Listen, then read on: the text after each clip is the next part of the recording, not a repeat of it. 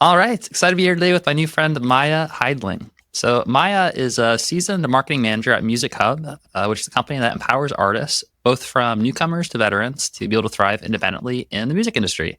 She has experience at the Walt Disney Company. Gosh, I was just telling her that I live about 10 minutes away from Disney World here. So, she's got some inside experience at Walt Disney, the Orchard and Studio 71. And at MusicHub, she helps champion tools and strategies that give musicians full control to help them release, promote, and grow their music career. So I'm excited to have her on the podcast today to talk a little bit about, in today's music industry, what does it take to build a sustainable music career as a DIY artist? How do you distribute, promote your music, and handle rights management? So Maïa, thank you so much for taking the time to be on the podcast today. Yeah, thank you so much. I'm very, very happy to be here. Absolutely. So to kick things off, I'd love to hear a little bit of an introduction to yourself, and specifically with MusicHub. What do you say is sort of the core purpose or problem that you're looking to solve? I'm half French, half German. I grew up between kind of Munich and Paris, and then at some point relocated to Berlin, where MusicHub is based. MusicHub is a distribution platform primarily, but we're a 100% owned GEMA company, GEMA being the German CMO. So that makes it quite interesting because the platform is really built by musicians for musicians. And I'm a musician myself, kind of started out with classical music, piano, and some music theory also on the weekends. I vividly,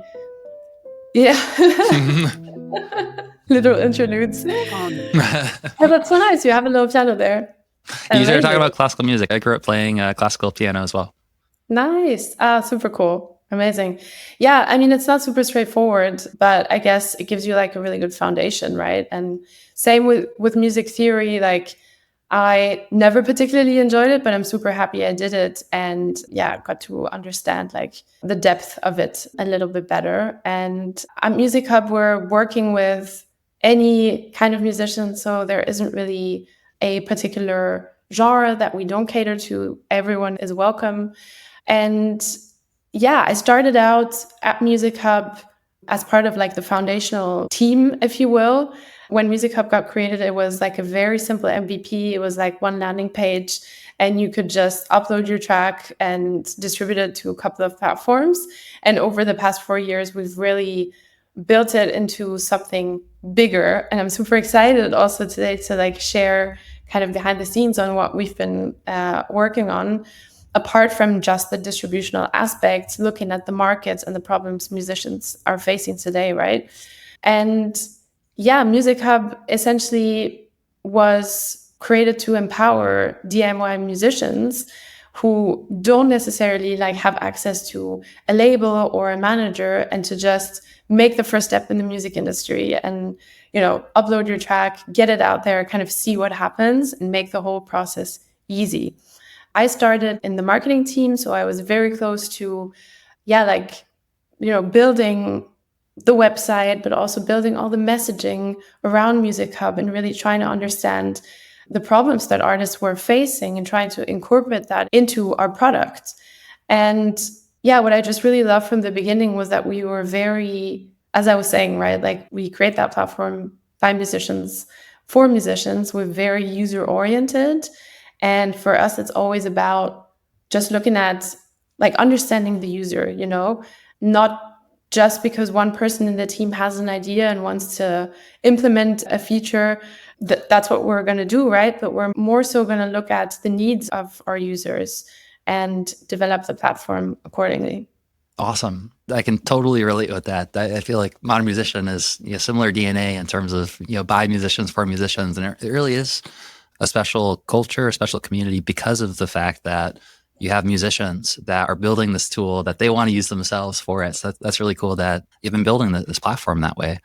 Could you share a little bit about your experience both as a musician and working with musicians now and your users and with the team?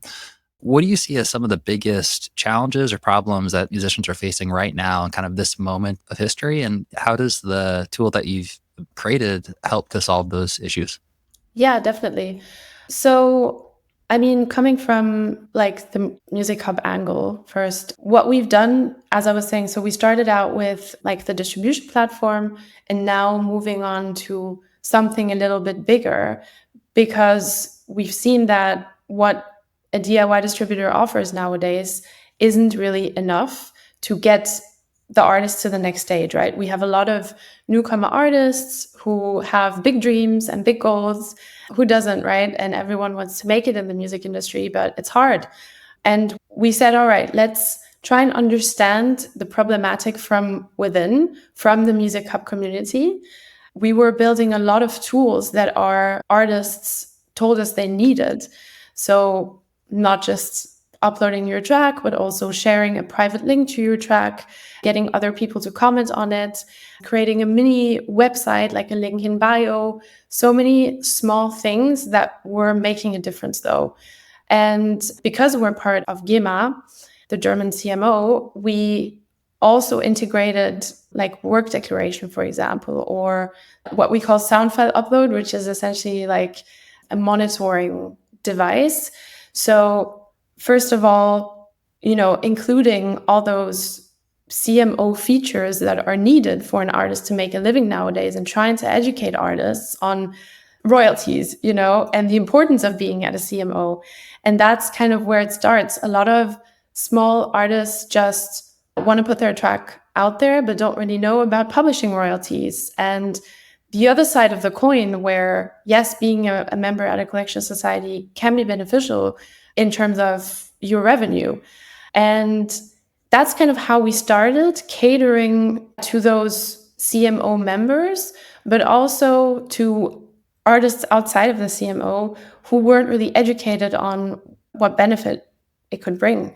And then we said, all right, now we have all these different tools. Just for clarification, quick, for anyone here who's listening, who's maybe like hearing the word CMO, I feel like I've heard CMO, but I don't know actually like what it stands for. Could you just really quick, like a brief introduction to what that means? Of course, it's just another term for a collection society, if you want. So in every country, you have a collection society that manages rights of artists. So as a musician, you can be part of PRS, for example, or in France, it's the SACEM. So you always have a collection society in every country, or multiple, but usually it's one big one that will make sure that you get paid once your track is used. So if your track is used on the radio or on TV, for example, or in any public performance, the collection society will monitor that. And then, you will essentially get paid for every time your music gets used. Awesome. Yeah. So we basically catered to artists who were already part of GEMA at first, opening up to artists outside of that, once again, kind of educating them on the benefits that you would have being part of a CMO. And then we said, all right, we have all of these amazing features that we're building that are essential to small artists building their career. And they were telling us, you have like great blog articles on so many topics. You have great videos, and I can see like how to build my promotion plan, or how to build my release plan, how to build my artist identity, like such big topics that you're confronted with as a newcomer artist. But they were saying, I get all that information, I'm reading through it, I'm watching the videos, but what's next? Like, how can I turn this into actionable next steps? And not just like spend my time in front of my computer sitting there. I want to be spending time making music, And that's just the difficulty of things, is that artists, obviously there's an oversupply of artists out there, right? And it's super hard for them to break through. And what we saw when we said, all right, we're going to look at it from more of a top-down approach, looking at the market, like listening to our users from within, but also looking at the market, we kind of validated that assumption. We were like, yes, that is a real problem. Marketing and strategy are requirements from day one, but it's not something that everyone had a chance to develop. And so that creates a real gap between artists who have these skills, or who have maybe the funds to get like an artist manager or someone helping them, or being signed to a label essentially, and artists who don't have that skill and who go down the DIY route and who are kind of lost, And so the question kind of arose where it was like, well, who could help these artists in the music industry, right? Like on one side you have the labels, but the labels are also now kind of pushing artists who already bring in a fan base, who already bring in the listeners. And, they focus on that. They focus on that premium segment because that long tail of artists is also very overwhelming for them. By long tail, I mean all the small DIY artists just starting out and not having that visibility, right? So labels are pushing premium artists who already bring in fans. And then on the other side, you have DIY distributors who are also now pushing on that premium service and say, well, that's actually where we see more money, so we're going to choose and not like open our doors to every musician out there. And we're going to have a selection process. So DIY talents kind of end up being like stuck in the middle, where they're like, well, I don't have the skills and resources. I don't know where to go. I don't know what to do. There's no like middle solution for me. It's either too much or too little, essentially. And that was really the one problematic that we focused on in the past year at MusicHub. Amazing. So it sounds like there's kind of this gap in between artists who are ultra successful or signed to a record label versus DIY and who are just getting started out, don't have the resources, don't really know what or how to do it. And so that's really the main angle that you came into, is to help create a tool to serve that gap. Awesome. And you mentioned that you're excited to share some things that you've been working on, that you're rolling out to specifically focus on that. So I'm curious to hear what some of those things are that you've developed and how artists that are watching this right now can use these tools to be able to overcome those issues. Yeah, of course. So we had a very classical setup at MusicHub in terms of our teams. So we had a platform team that was developing MusicHub. We had a marketing team, customer support team, like the classical structure in a startup. And then we said, all right, we actually really need to create a new team with one member out of each team. So one representative from the marketing team, one user researcher, one customer support manager, one business and legal colleague, the CEO even chipped in. And we said, all right, let's create this new team, this new task force that just focuses on a discovery project for at least 6 months. So that's what we did starting in January this year, really putting a full focus on understanding the market better, understanding musicians, and finding a way to create something that's really going to help them succeed in their career. And getting this overwhelm of like looking for scattered resources, like taking that away essentially, and simplifying the process for musicians. And yeah, just really supporting them without being a label and without being an artist manager for each and every one of them, kind of trying to find paths that they could follow to reach their goals. And we worked in a very lean way. We did a lot of design sprints, which is essentially, it's something that Google has been doing for a long time. You work in a small team, and then essentially the aim is to de-risk bringing a new product on the market. So you build a prototype that you test with users, and then you're sure that, you're creating something that users are really going to need and users really want. So again, it goes like, it's very logical to us to work in that sense, right? And we said, okay, let's look at the market, understand the numbers. And we ended up gathering, I think it was like 160 problem statements from artists in a lot of different topics, because problems are everywhere. Artists want to get promoted more. They want sync deals. They want licensing deals.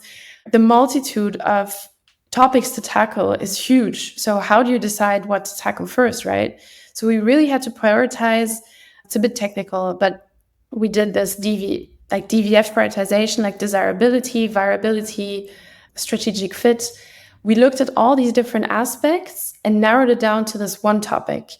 Again, validating the assumptions that we had from within, looking at this problem of, I'm a DIY talent, I'm stuck in the middle, and I don't know what to do to bring my career forward, So essentially, in that discovery project, we realized we have to work very closely with music industry experts also outside of MusicHub to bring in their expertise, and with a specific set of users. Again, how do you tackle this? Because there's so many music genres. So a classical artist is not going to have the same needs as a hip hop artist, for example. So we said, all right, first we're going to narrow down the electronic music sphere. and really understand what's important for artists there. So they want to get booked, they want to play themselves. If they're a DJ, they want to expand their social media presence. So a lot of complex aspects, once again, that are super interesting to look at. And we also have a partnership with Beatport, for example, for electronic musicians to get their music on there. So for us, it seemed, again, kind of natural to go into that sphere first. And we've built a first prototype that we now are testing with users, kind of going into the direction of a release manager. So you can like log in and every day you have new tasks, but also we want to take it a step further and really personalize these paths that artists can go down to. Like trying to get away from this generic thing of like, today you upload your music and tomorrow you're looking at your artwork and how to resize it correctly. And here you can download your banner for Spotify. Like all these things that everyone kind of knows. Even if you're a small newcomer artist, you will have watched a video or read an article that has told you about the steps to take. But kind of going deeper and already providing some things, already taking some workload away from the artist, some downloadable assets, for example, downloadable EPK template, your electronic press kit. Like those are things everyone knows that they like, you know that you need it, but you don't know where to get it or how to do it exactly. And if you can just click on a button and you can download it and it's pre-filled, that's going to make your life way easier and you're going to be less stressed about it. And you're going to maybe have less of a mental block coming back to what's really important, which is making music, you know? So it's these little things that we just hope to, improve, looking at what's there on the market at the moment and what other distribution platforms are doing, and also new players that come into the market that primarily use conversational AI, you know, like you ask a question and then AI is going to reply with a set of to-dos for you. It's all right to try this, you know, at first, but like, what's next? Like, how can we improve this? And how can we make sure that the software actually knows you, just focuses on your goal, your personal goal? And that's the challenge there. Awesome. What I'm hearing is that, you know, starting out, the primary function of the software is to help artists to distribute their music. And then through that process, you realize that there's all these other challenges. There's literally hundreds of problems that the people have, and you know, where can we focus on, you know, helping? And one of the primary places that you found was in the release process. You know, artists are feeling overwhelmed and not sure what, either they don't know what steps to take, or if they know, they don't really know how to take those steps. And so it sounds like this version that you're running right now, and I don't know at the time of recording this or when this is released, if it's like accessible, if everyone can like go hop on, like play around with the tool. So we'll get to that. But it sounds like what you've been building is basically meant to help provide those step-by-step, you know, tasks that also are customized and kind of personalized to the artist based on their details. Yeah, so that's essentially the prototype that we're building at the moment, but it's not fully accessible yet.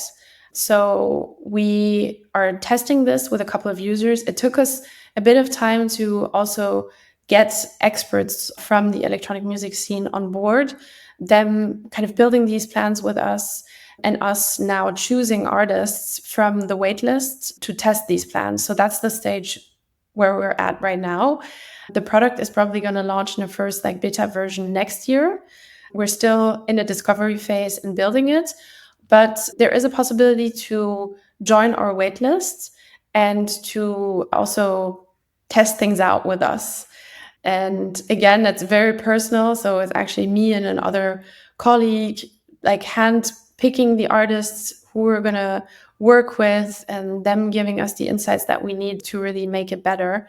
And yeah, as you said, like the problem that we've identified is in the release process, but it's also in promotion and kind of, you know, social media. How do I even start? Like we're overly like saturated with content every day. There's literally so many ideas. There's so much you can do, but getting these little like kind of real life tips in there once again, I think are really what make our product more approachable and more authentic. It's not always about like creating the one strategy that's going to blow up, because the one strategy doesn't exist. It's always going to be different. But it's also about being aware of your surroundings and what you can do, and just like go out, go back to the record shops, like look through music you love, get inspired by that, like just try and maybe replicate also some of the stuff that you hear without copying it, obviously, but kind of getting those creative juices flowing once again in also in an analog way, and that's where the work with the experts has been so important, because obviously they've been in the industry for ages and they've seen all the changes. And I mean, in this like social media and streaming era, the push to stardom like has been fast, but it's not as fast anymore. And it's about really finding your niche and your voice, and finding like your fan base, how they're going to respond to your stuff, not being appealing to everyone. That's not going to work. You really have to find your way. And we're here to support them finding that way, Awesome. Well, looking forward to checking out the release as it comes out. And one question I have for you, I'm finding everything you're saying like really interesting, just as it relates to the process that you've gone through as a company to like come up with, the MVP, and to come up with, this like skunkworks kind of group to create the feature. And it reminds me of something that I still struggle with sometimes, which is finding the balance between, like, obviously, like what we're here for as businesses and as like humans is to like contribute and serve and help other people. And in our case, it's to serve musicians, and the specific needs and desires and issues. Like, it's so important to kind of focus on those. And then on the flip side, there's also like sometimes new technologies, new things, especially nowadays, like, I don't know, 5, 10 years, 20 years from now, it's even hard to imagine like what is going to open up because of these emerging technologies. And so I also think about Henry Ford, and what do you say? If I asked people what they wanted, then, they would ask for faster horses instead of cars. And I also think there's like truth to that as well, in terms of being able to like kind of have a vision and kind of foresee things before they happen. And so I'm curious what your perspective is on that, in terms of finding that balance between, building features that are based on current needs and kind of what's like in the market now, versus also like thinking ahead. And maybe that can attach to just like where things are headed, and based on, the industry right now, that right now is the time for like generative AI, and all sorts of stuff is evolving. So I'm curious to hear your thoughts on all that. Yeah, I mean, in general, it's always about being successful in a certain way. For an artist, it might be building a big fan base and having that as a primary goal. For a company, it might be generate X revenue, like have that much MRR to show for. But it's the process that's interesting in the end, like obviously, yes, we're all bound to goals. And I think we're in a very goal driven society where everyone wants to achieve more and more and more. And, once I've achieved the first goal, I'm like, well, what's next? Like getting bored very easily, or thinking that it's necessary to like go that next step always. But I mean, one of the best stories don't really come from that sort of drive of always wanting to do everything bigger, faster, and better. Some of them do, but what's interesting is like the people behind these stories and their lives, and not like getting destroyed by that crazy way of living also, So, I mean, what we're trying to do here is kind of really coming back to the basics and understanding like what's really going to bring added value. Obviously, I mean, sometimes it's going to be like build, measure, learn, right? When you build something, you measure the outcome, you learn from it. Sometimes it's going to be a fail, I mean, yeah, obviously, like features we've launched, most of the features that we launch are like integral to an artist's career, but we're also learning in the process. And if something isn't being adopted the way it should be, we reiterate, we rethink. Why is that the case? We go deeper and do some user research. And I think that should always be the approach, instead of looking at the superficials, getting down to the core again and making sure that you build something stable before wanting to achieve an objective too quickly, without having built the right foundation for it, Like now it's getting a bit philosophical, but that's the way it is. Awesome. Yeah, I love this topic, and I think it's it is philosophical, but it's also kind of like fundamental to how we live our lives. And that question of like, does you then justify the means, or sort of like the journey versus the result versus the outcome?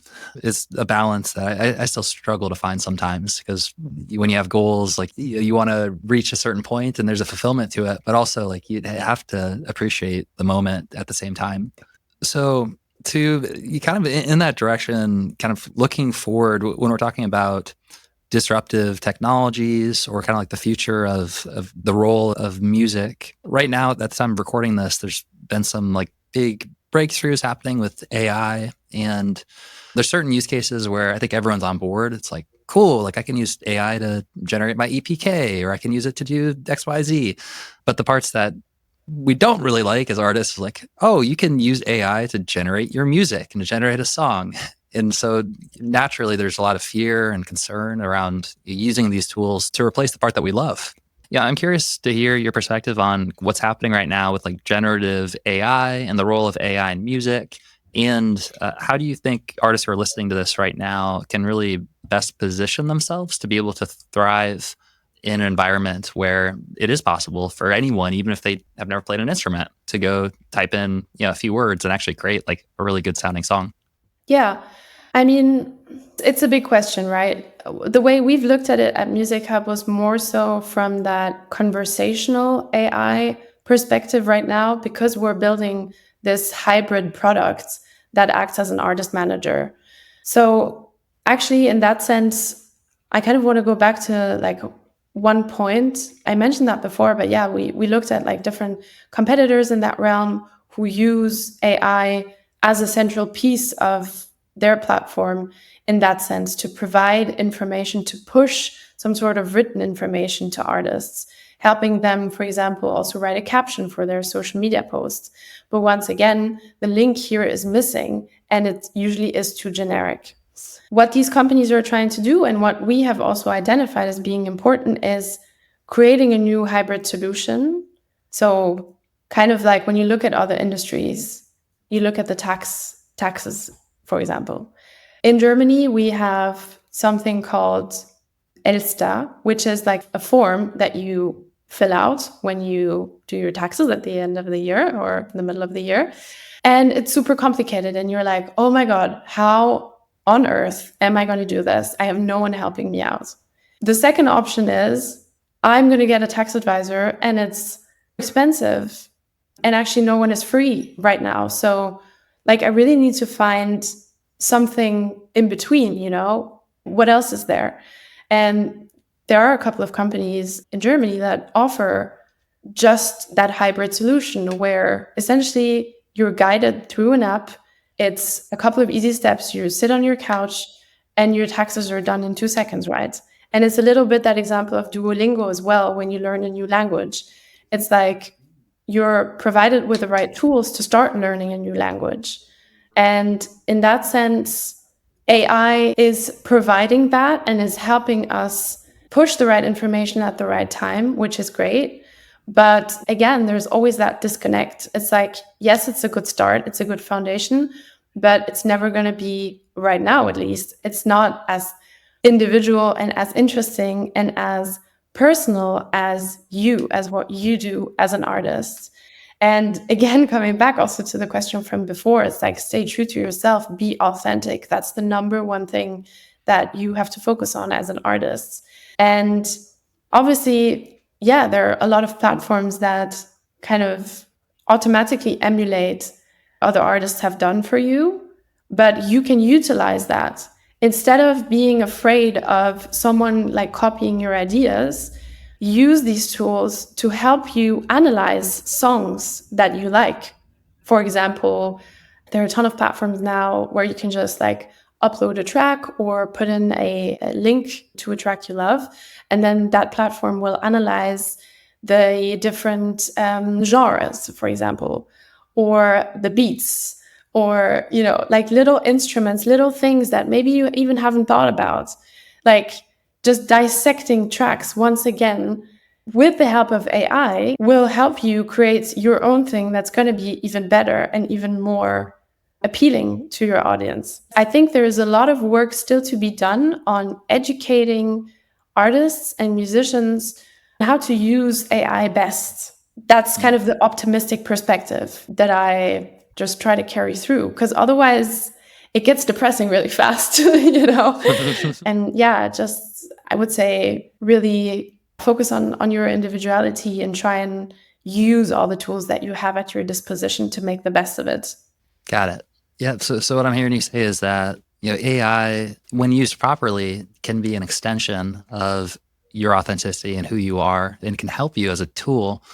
And right now, at the time of recording this, and knock on wood, hopefully this is the way that this stays in the future, that it really is like the hybrid of human plus AI that allows you to create something magnificent. And so, your recommendation is to don't be afraid of these tools and start using them, but also don't lose sight of who you are, and make sure you're using these tools in a way where the source is from your authenticity, from your creativity, but you're able to use these tools to save time and to be able to express yourself faster and better. Absolutely. Awesome. So that's the optimistic side. What's the pessimistic side? What's like the worst case scenario you can imagine with AI? Slightly kidding. Like that's a question I don't think I've ever asked on this podcast. Although like it probably is a question that merits asking to avoid, things potentially going bad. Yeah, I guess like what is the worst case scenario that you would imagine with AI for musicians? And how can we avoid that? I mean, from what I see now, if I can answer to that question from this angle, from what we've seen is, especially conversational AI isn't being used, or kind of isn't being used in the right way. Like it's very superficial.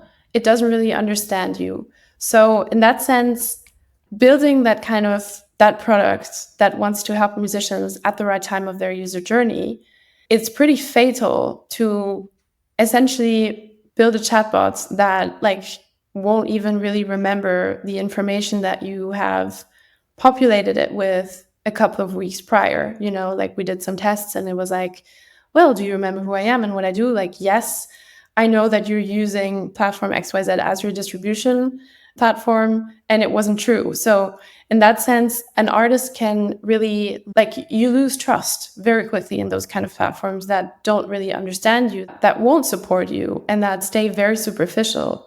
I mean, it's not at all like a worst case scenario. It's more so, it's not a good platform, and then next, Obviously, worst case would be like human extinction.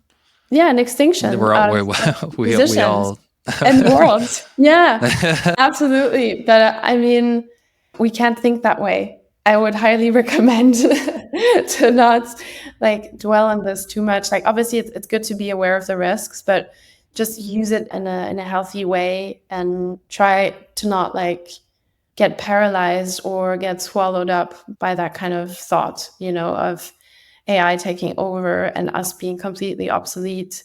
And yeah, that doesn't really make sense, Yeah, that is like, it's a non-zero chance.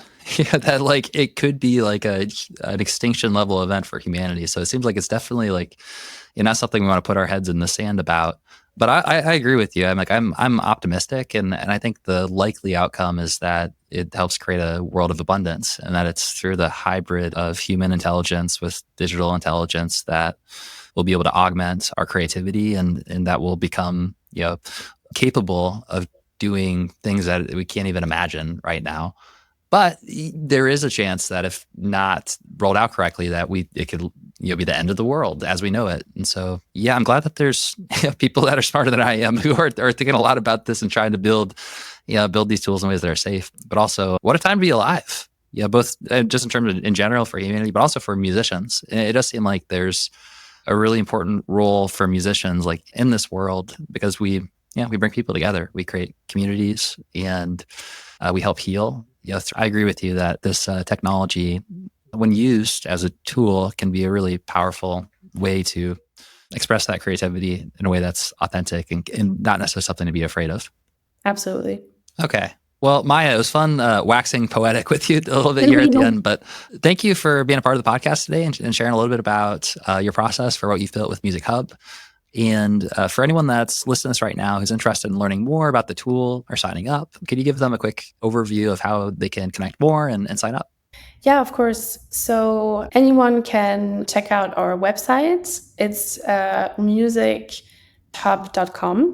We don't really restrict the platform to like any music genre, so very open to everyone. Every musician is welcome, GEMA members and non-GEMA members. So you don't need to be part of the German Collection Society to sign up to MusicHub.